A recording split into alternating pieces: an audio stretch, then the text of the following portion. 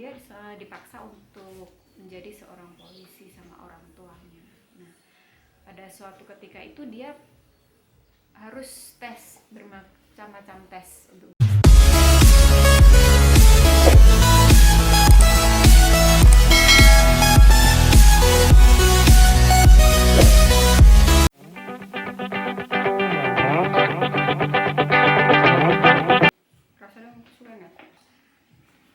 Halo, assalamualaikum warahmatullahi wabarakatuh. Selamat pagi anak-anakku yang berada di manapun kalian berada. Tetap sehat dan semangat ya anak-anakku semua. Walaupun saat ini kalian masih berada di rumah, kalian tentunya harus tetap belajar. Oke? Pagi ini kita akan belajar bagaimana sih cara memunculkan ide usaha. Nah, usaha itu apa? Kita tentunya sudah tahu yang namanya entrepreneur ya, atau yang namanya entrepreneurship ya, usaha ya, seseorang yang menjalankan sebuah usaha di bidang apa saja. Oke, jadi bidang apa sajanya itu tentunya bisa di bidang fashion, bisa di bidang sport, bisa di bidang olahraga, atau banyak hal ya. Tetapi untuk satu semester ini kita hanya akan belajar tentang makanan tradisional. Kenapa sih kalian harus usaha makanan tradisional ya? Kalian tahu sudah berabad-abad ya, makanan tradisional itu sudah dikenal oleh masyarakat kita. Tapi bagi sebagian anak muda, anak-anak milenial itu sekarang ini sangat nggak suka ya. Apalagi misalnya contoh nih, makan tiwul, makan getuk, makan geblek, makan apa namanya itu dari ketan, tape ketan misalnya, kemudian mendut ya, banyak sekali, serabi. Nah, rata-rata anak-anak milenial itu sekarang banyak yang menggemari junk food ya, makanan cepat saji seperti pizza, apalagi yang sekarang banyak sekali makanan dari Korean ya. Itu banyak sekali yang suka makanan Jepang, makanan Korea, makanan Itali, makanan ala-ala barat ya. Itu anak-anak suka banget. Minuman, bahkan anak-anak juga menggemari makan minuman yang ala-ala barat atau ala-ala Korea, ala-ala Thailand ya. Ada Thai tea, aduh namanya macam-macam, kalian lebih tahu ya. Anak-anak generasi sekarang tuh lebih tahu banyak sekali makanannya. Saat ini kalau kalian Bu Arin tanya nih ya, kalian tuh cita-citanya mau jadi apa? Apakah jadi seorang pengusaha, atau jadi seorang dokter, atau jadi seorang pilot, insinyur? Nah, semua anak itu pasti punya cita-cita. Semua anak itu pasti punya keinginan untuk bisa meraih sukses.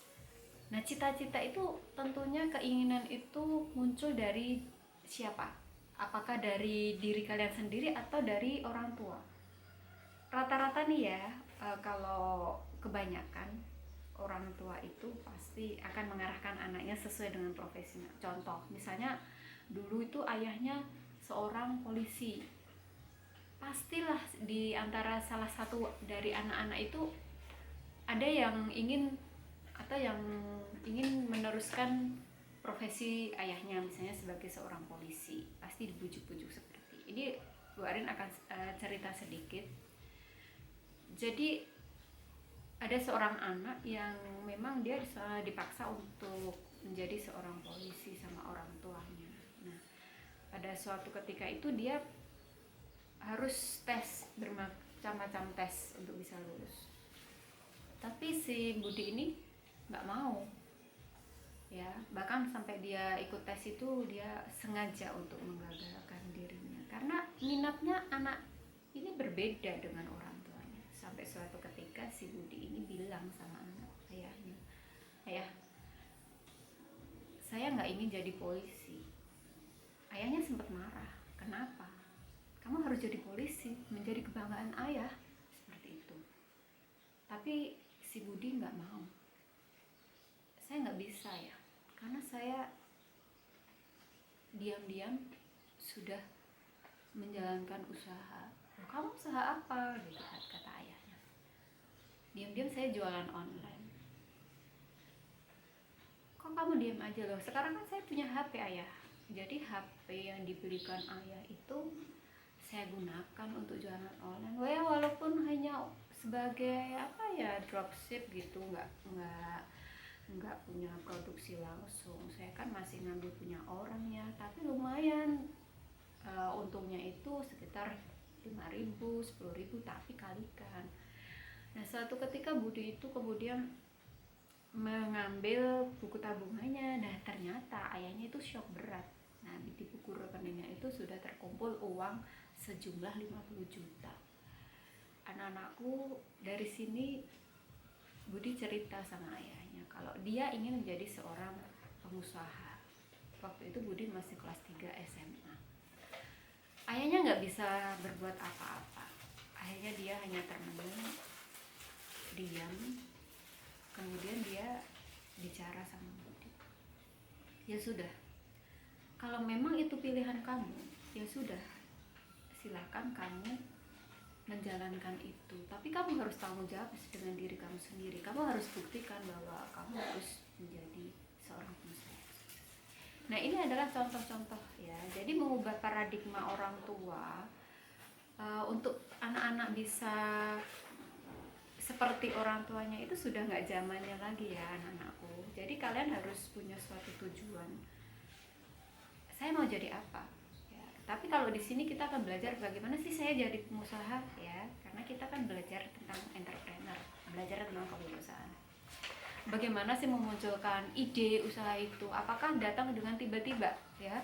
Jadi sebenarnya usaha itu nggak bisa asal-asalan dibuat, karena ide itu kalian nggak muncul tiba-tiba setelah semedi gitu ya, atau setelah bertapa kemudian muncul ide. Ya kalau berdoa bolehlah, tetapi tentunya harus berdasarkan fakta ya.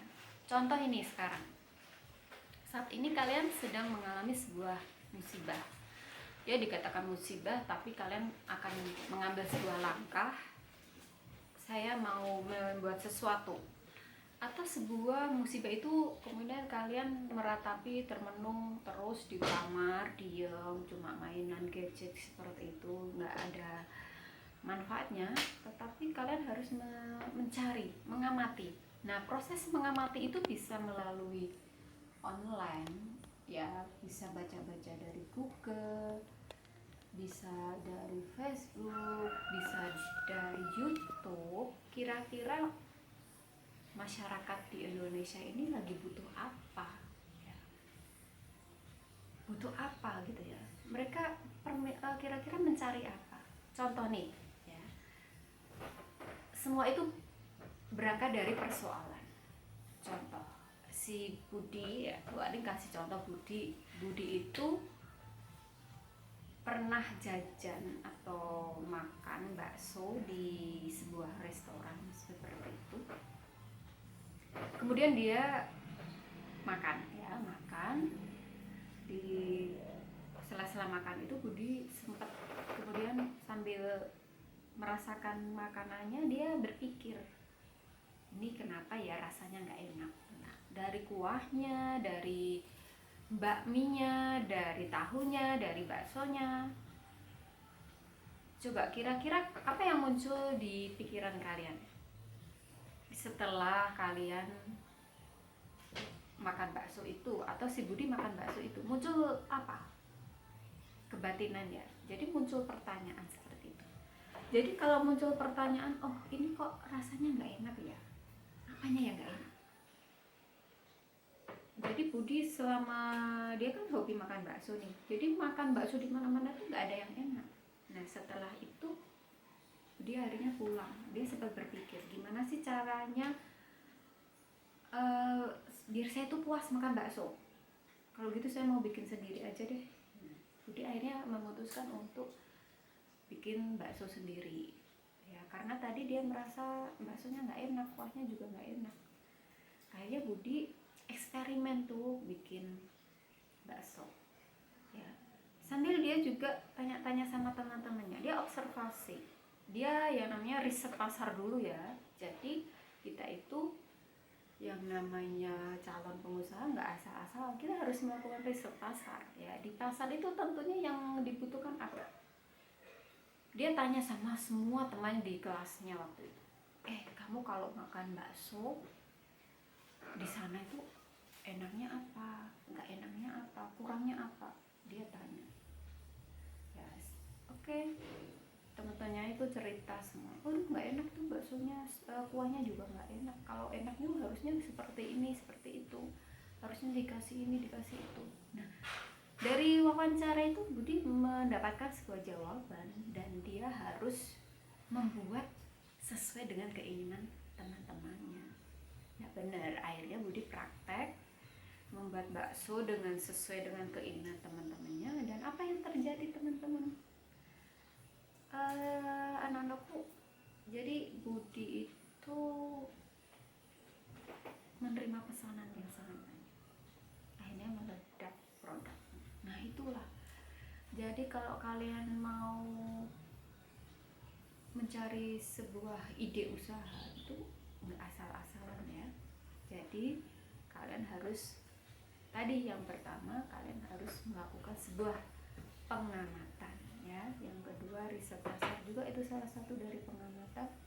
Kemudian boleh wawancara, kemudian boleh studi dokumen, atau juga boleh belajar di media sosial. Kira-kira dari percakapan orang-orang itu ya, misalnya lagi banyak ngobrol nih di komen-komen status seperti itu, banyak yang punya keinginan apa tapi di pasaran nggak ada. Nah itu bisa dijadikan sebuah usaha. Nah ini sekarang tugas kalian berikutnya adalah bagaimana kalian memunculkan ide usaha makanan tradisional. Kalian harus membuat sebuah analisa, bagaimana sih kalian kalau tiba-tiba muncul ide ingin membuat sesuatu makanan, dan makanan tradisional itu peluang usahanya bagaimana menurut kalian. Oke. Nanti ini akan Bu Arin berikan di tugas berikutnya ya, di assignment ya. Bu Arin akhiri. Wassalamualaikum warahmatullahi wabarakatuh. Terima kasih.